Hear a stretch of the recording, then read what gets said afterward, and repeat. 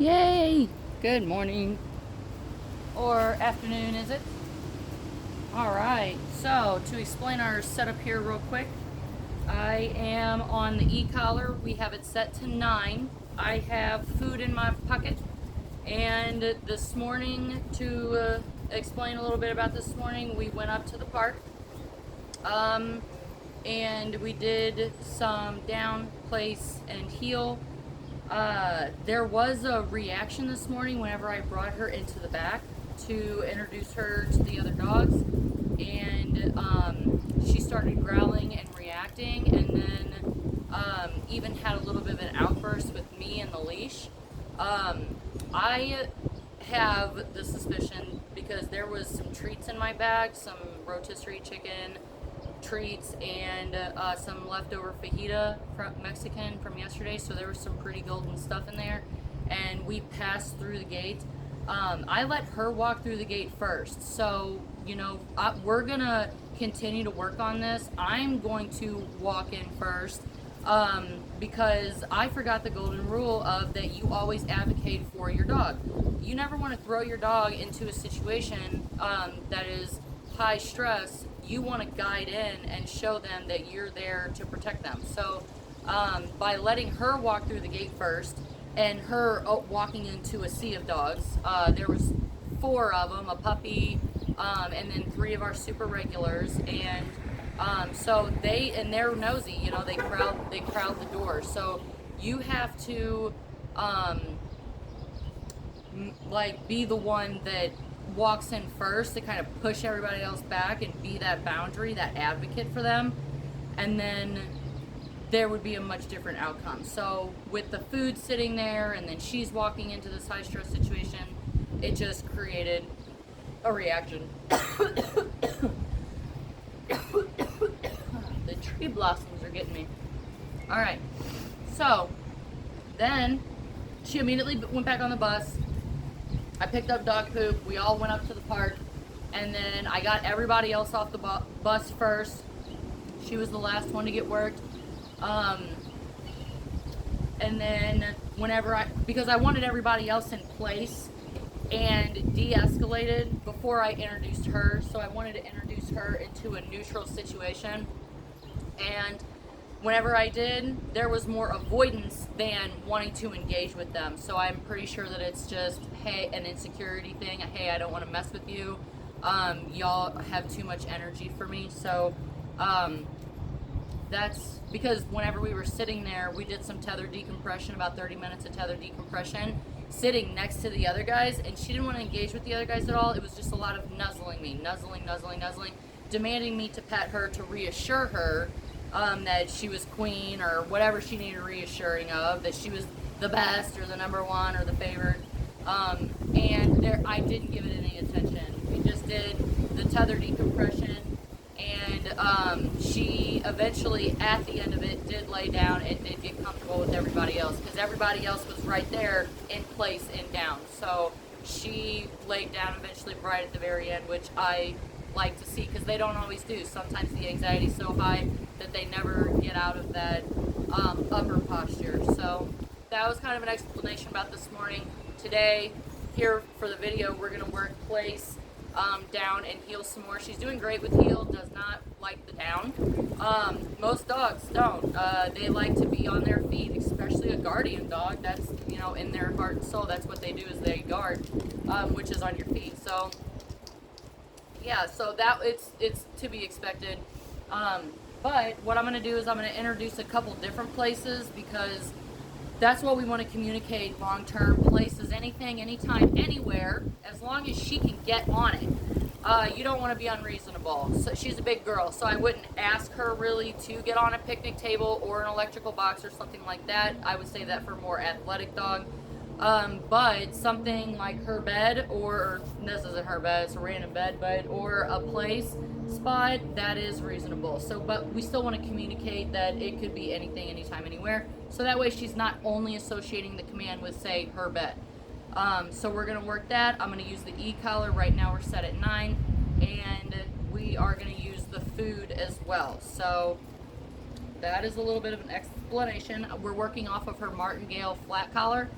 and we're gonna let the stimulation do the work. We're just gonna do a bunch of reps using break, or whenever we're done, but we're using let's go to reset for the next one. So we're gonna mix in these 3 different commands into our activity here today. And then make sure you're doing your 5 minutes a few times a day, just to make sure that we're communicating to them that this isn't only when we're here. It's like with kids, they go to school, but then they bring their homework home to practice it. And then, you know, the homestead has a lot to do with reinforcing the knowledge.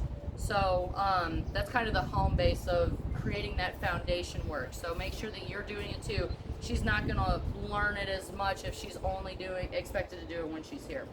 5 minutes, a few times a day. Reach out with any questions, comments, feedback. We really thrive off of hearing your guys' knowledge and feedback, and seeing the progress that you guys are making on your end. So let us know. But we also want to keep you on track. So if you do have questions, please don't hesitate to reach out so we can make sure that we're staying on the same page together. All right, I'm gonna hush my pipes and we're gonna get started. Let's go. Heel. Yes.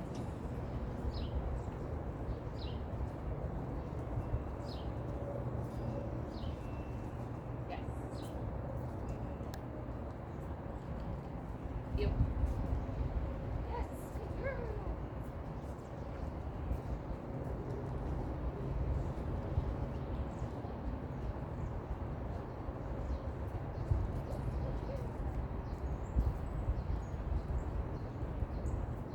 Yes. Oh, yes.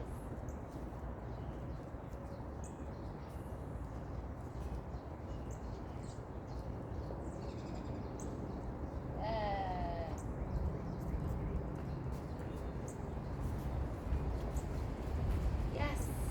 Go. Sit. Sit.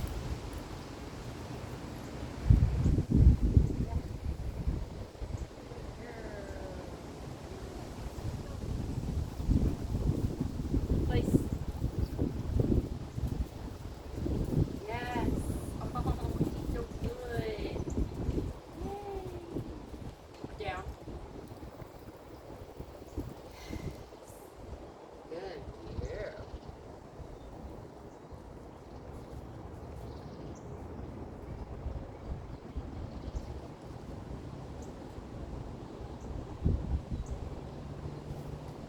Let's go.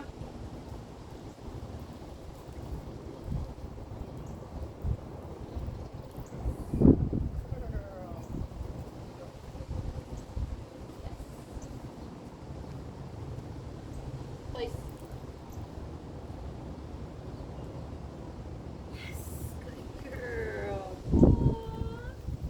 Quinn, you're the best girl ever. She's the baby queen.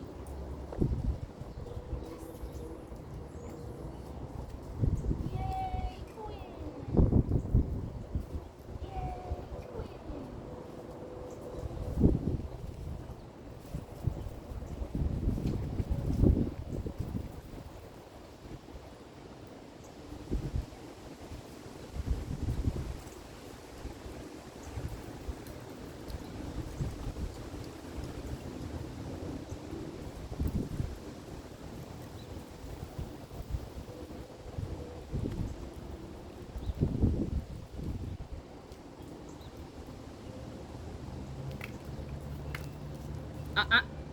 Down.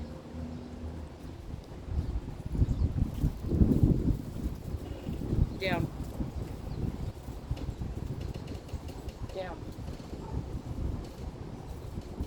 Yes. All right, I'm going to save my treat because I want to save my treats for the moments that I want to reinforce that was on point. So because that was a correction, no treats for corrections. We're going to save them for the moments, like say we're doing a heel and I turn and she turns with me, boom, treat. She was there on point. You didn't have to correct her to get her to do it. So we save our treats for when they're valuable. Otherwise, we're reinforcing correcting, and we don't want to do that. Also, to notate, whenever that running engaged her, that was a trigger. She wanted to join in on the chase. Totally don't blame her, but we are working through these layers of pressure so we can instill the command. So whenever she started to get up, I immediately stopped and started to use my spatial pressure. There's different types of pressure. You have the E-collar pressure, you have a prong collar pressure, you have a flat collar pressure. Any tool is going to apply pressure, even yourself. So by applying my spatial pressure, that's another tool that you can use. So I'm going to continue to close in on that spatial pressure and even use physical pressure to reinforce myself if I need to follow through with that command. That place means staying in this space and even in a down until you give that release command. So to explain a little bit further about what happened there, and you make sure that you're using that as your follow through as well.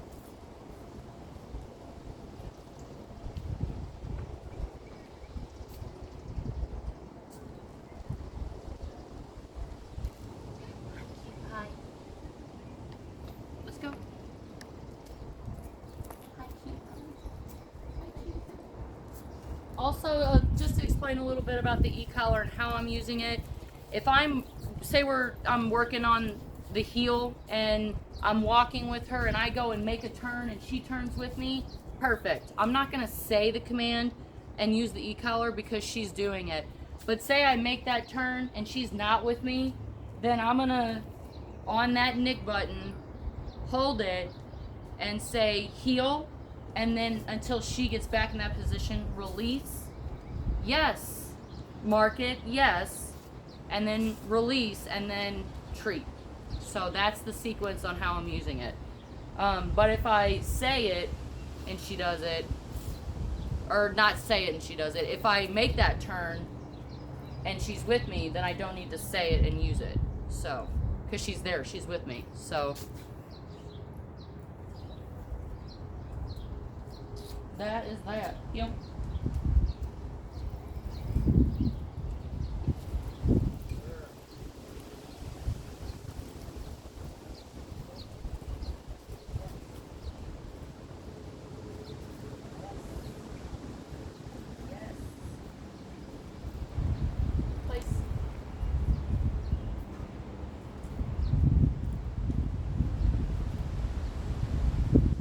Yes.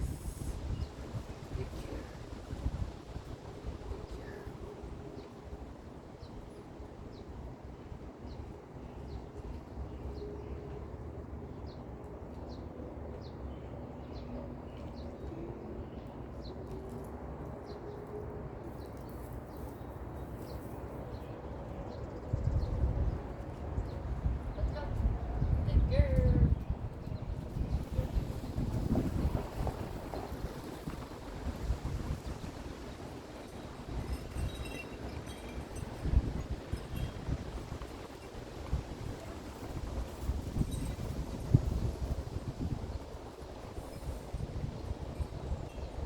I'm gonna give her a bunch because that one's hard, but she did it. Yes. Yes.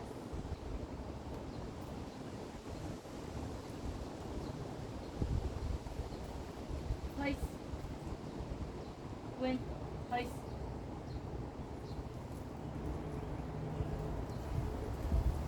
You sassy mama. Place.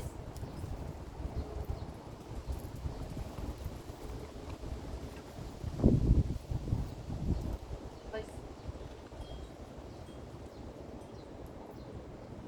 I'm still on the button. It's got to be all four paws.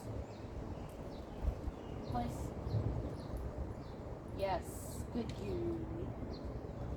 Good girl. While the transmitter was behind my back, I went up to 13. And I moved myself around it to bring her in instead of trying to use the leash and getting all tangled. Some dogs are kind of tricky about avoiding place, so you have to kind of cattle them in sometimes.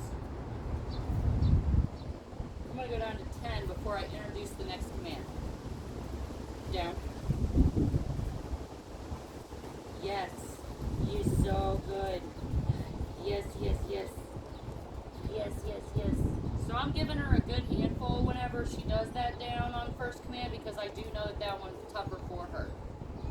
really want to give her that little extra boost for the down. Let's go.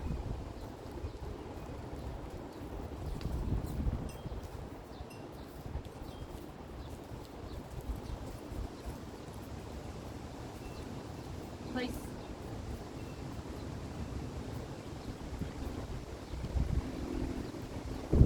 Yes. Yay.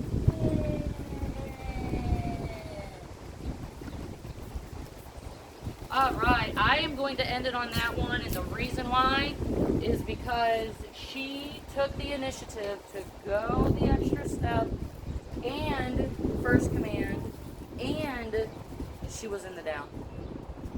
Hallelujah. That's good stuff. Down.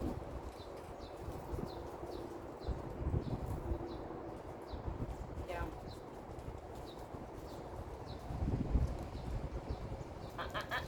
Place. Oh man, we're losing it. Stay on the buttons.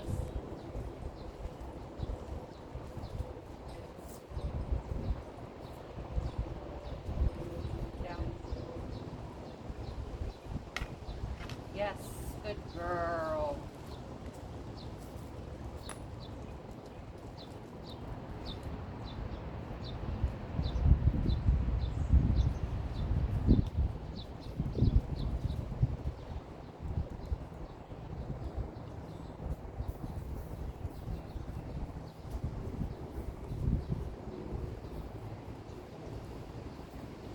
I'm sure to a dog, us trainers gotta look like the weirdest folk. Place.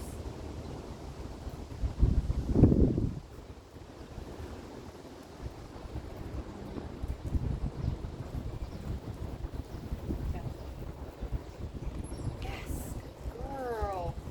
So when I gave the command, I hit the button, and she still looked hesitant. So I wanted to set her up for success. I went ahead and brought my energy in and took the leash to continue her on that path of completing it. And she did.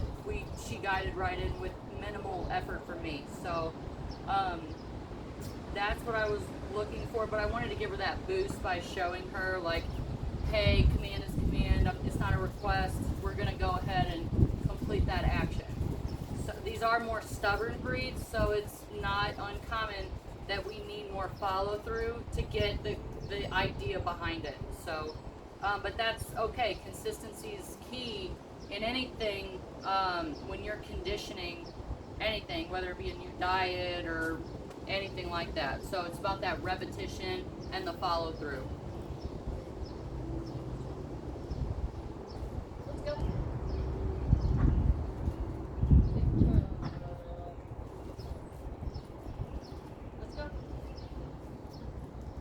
She's hot, and we're gonna end this and get in the grass and get her some water.